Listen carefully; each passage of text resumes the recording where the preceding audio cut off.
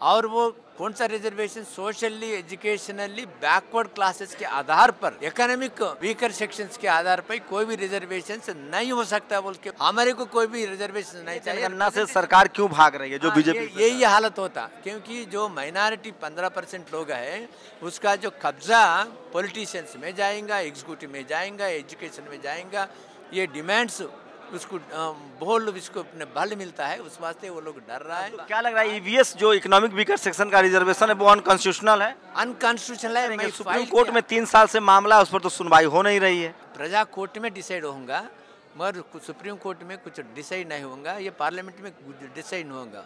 उस वास्ते हम प्रजा कोर्ट में ये डिसाइड करवाने का, वो कुर्सी पलटवाने का, फिर हमारे हिस्सा लेने का। पॉलिटिकल लीडरशिप की चुप्पी है। SC ST OBC के मेंबर ऑफ पार्लियामेंट मिला दे टोटल तो बहुमत की सरकार है। SC ST OBC जो मेंबर ऑफ पार्लियामेंट है वो लोग किसका है? कांग्रेस का MP, बीजेपी का MP, बहुजन समाज का पार्टी MP, दूसरा का MP है, मगर वो SC का MP, समाज के MP नहीं है। मेरे साथ एक खास मेहमान हैं, आंध्र प्रदेश हाई कोर्ट के पूर्व जज ईश्वरैया, जो लगातार पिछले कई सालों से SC ST OBC माइनॉरिटी के जो रिप्रेजेंटेशन का सवाल है, जो आरक्षण का सवाल है, उसकी लड़ाई को आगे बढ़ा रहे हैं। जाति जनगणना का मसला हो, आरक्षण का मसला हो। आज ही के दिन 120 साल पहले साहू जी महाराज ने आरक्षण का कंसेप्ट दिया था।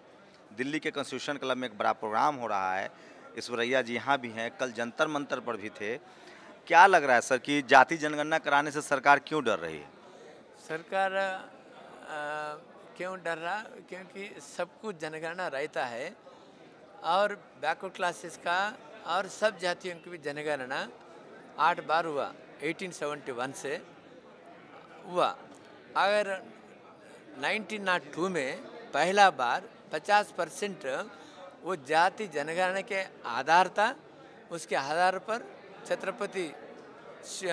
छत्रपति साहू महाराज ने 50% वीकर सेक्शंस को दिया और 50% वीकर सेक्शंस को दिया और उसमें एजुकेशन इंस्टीट्यूशंस में रिजर्वेशन दिया और उसमें SC ST को, गरीब लोगों को हॉस्टल्स बनाया और वो दिनों में महिलाओं नहीं पढ़ते थे, महिलाओं को सेपरेट स्कूल्स खोला और अपने उसका मेन एडवाइजर्स ब्राह्मणों को उसमें ना दे के फिर एक शूद्र का एक पीठाधिपति बनाया उन्हें और ये करा उन्हें।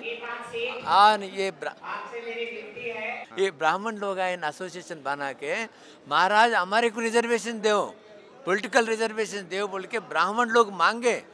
कब? साहू महाराज का ने वो नब्बत अभी आने का वास्ते हम काम कर रहा। आप रिजर्वेशन पूछना, हमारे को कोई भी रिजर्वेशन नहीं चाहिए, रिप्रेजेंटेशन होना चाहिए।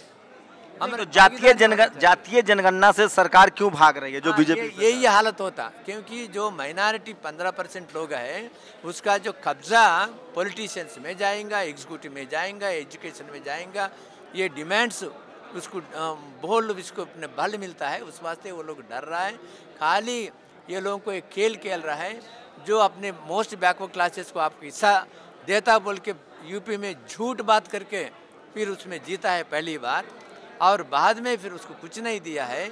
अब अपने रोहिणी कमीशन का सारे सुप्रीम कोर्ट से जो फैसले आते हैं वो सब आरक्षण के खिलाफ फैसले आते हैं, इसकी क्या वजह देख रहे हैं? जो इंदिरासानी वर्सेस यूनियन ऑफ इंडिया 9 जजेस खंडपीठ का जजमेंट मंडल कमीशन को उन्होंने समर्थन किया है, 27% आरक्षण को सही दिखा है। और वो कौन सा reservation socially educationally backward classes के आधार पर, इकोनॉमिक वीकर सेक्शंस के आधार पर कोई भी रिजर्वेशन नहीं हो सकता बोल के उसमें बोला। उसमें अगर PV नरसिम्हा राव जब 10% उसको दिए तो वो भी काट दिया।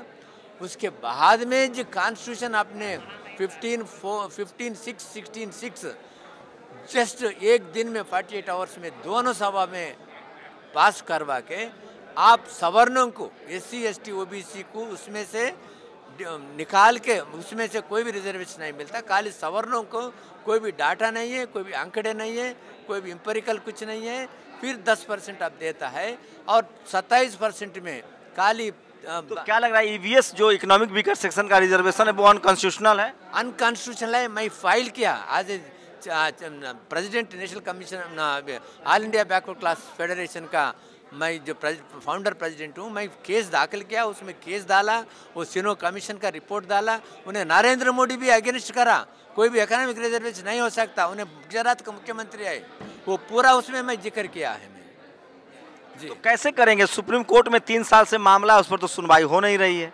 उस वास्ते ये अपने प्रजा कोर्ट में डिसाइड होगा, मगर सुप्रीम कोर्ट में कुछ डिसाइड नहीं होगा, ये पार्लियामेंट में डिसाइड नहीं होगा। उस वास्ते हम प्रजा कोर्ट में ये डिसाइड करवाने का, वो कुर्सी पलटवाने का, फिर हमारे हिस्सा लेने का हमारे आंदोलन है। क्या लग रहा है? कॉलेजियम सिस्टम है, जजों में भी डाइवर्सिटी नहीं है, सुप्रीम कोर्ट हाई कोर्ट के जजों में भागीदारी नहीं है। आपका कैसा अनुभव रहा एक जज के तौर पे? आप ओबीसी कम्युनिटी से आते हैं, इसमें योर ओन एक्सपीरियंस?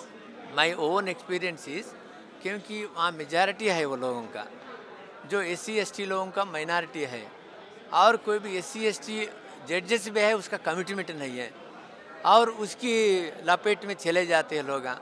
उस वास्ते अभी एक जैसा एक वो लोगों का एक प्लानिंग है, एक स्कीमिंग है, उसके हिसाब से उसको बेटा, उसको जो पोतरा, उसको जो रिश्तेदार, उसको जो सिलसिला एक मेंबर ऑफ पार्लियामेंट में बोला उन्हें, कितना बेहतरीन आर्ग्यू करा केरला के मेंबर ऑफ पार्लियामेंट में।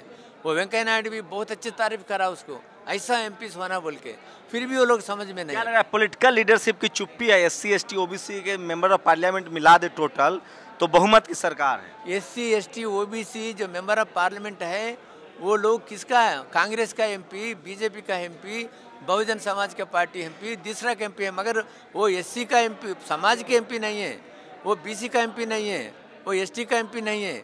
वो लोगों का एक दायरे में रह के बात करना, नहीं तो उसको टिकट नहीं मिलता। लेकिन सर कानून तो संसद से ही बनेगा ना। संसद की उसका जो पार्टी हाईकमांड की खिलाफ में नहीं अगर बात करने का उसको है हक, कॉन्स्टिट्यूशनल राइट है, मगर उसको सीट नहीं देगा, उसको दबा देगा, उसको किनारे कर देगा उसको। तो क्या लग रहा है आज आम जनता में आपकी क्या राय है? क्या जनता में बदलाव हो रहा है? लोग महसूस कर रहे हैं अपने एजुकेशनल राइट्स की? आम जनता में बदलाव हो रहा है, उस वास्ते SC ST मुस्लिम्स सिख ईसाई सब लोग फिर अपने से मिलके काम करने को ये सोशल रेवोल्यूशन अलायंस बना। अपने दादू प्रसाद जितने भी ऐसे संगठन है, हम सब इकट्ठे होके, सब अपने हर एक संगठन अलग अलग है, मगर हम सब मिलके भी एक जो कॉमन मुद्दे के ऊपर जन आंदोलन खड़े करना चाहता है।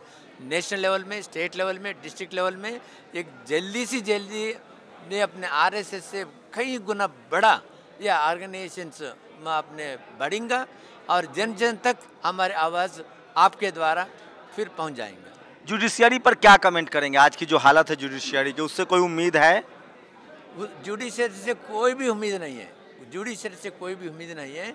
मुझे पता है जुडिशरी कैसा है। फिर अभी जुडिशरी में पूरी आज मैं क्योंकि मैं तो फेयर क्रिटिसिज्म कर सकता है, मगर जुडिशरी में सामाजिक न्याय के वास्ते, कास्ट सेंसस के वास्ते, EWS ने कटाने के वास्ते, वो नीट रिजर्वेशंस बहुत मुश्किल से अपने तमिलनाडु को वो लोग मेहनत करे को आया, फिर भी वो लोग मेरिट में सेलेक्ट कर रहा, रिजर्वेशन में एडजस्ट कर रहा। तो सोचिए ये हाईकोर्ट के पूर्व जज हैं, वो कह रहे हैं कि हमें जुडिशियरी से कोई उम्मीद नहीं रखनी चाहिए, जन चेतना, लोगों में जागरूकता ही अंतिम विकल्प है। ठीक आज से 120 साल पहले साहू जी महाराज ने रिजर्वेशन का कंसेप्ट दिया था, और वो अब धीरे धीरे समाप्त होता जा रहा है। आप लोग की क्या प्रतिक्रिया जुड़ी? कैमरा पर्सन आशीष के साथ शंभू कुमार सिंह, नेशनल दस्तक, दिल्ली। नेशनल दस्तक की आपसे गुजारिश है कि अगर इसको बचाना चाहते हैं तो नेशनल दस्तक को सब्सक्राइब करने के लिए रेड कलर के सब्सक्राइब बटन को दबाएं, फिर बेल आइकन की घंटी दबाएं। नेशनल दस्तक को बचाने के लिए बहुत जरूरी है कि हर खबर को शेयर करें, लाइक करें, कमेंट जरूर करें।